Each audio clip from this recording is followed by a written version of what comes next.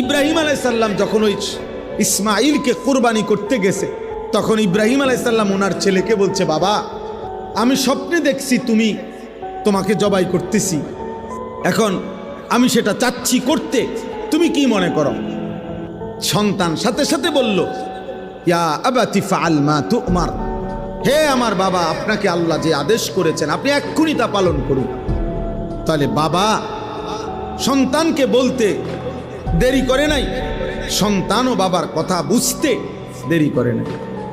মেজাজ একরকম, বাবাও আল্লাহরে চিনে, সন্তানও কাকে চিনে? আল্লাহকে চিনে, আল্লাহকে চিনে। আজ আমাদের দুর্ভাগ্য, বাবা বইয়ে বইয়ে বিড়ি খায়, ফুতে বইয়ে বইয়ে গাঁজা খায়, বাবা বইয়ে বইয়ে টেলিভিশন চায়, ফুতে বইয়ে বইয়ে মোবাইল চায়, স্বামী বইয়ে বইয়ে আরেক বেড়ার বেড়ি দেখে, বউয়ে ঘুরতে ঘুরতে আরেক বেড়ারে দেখায়।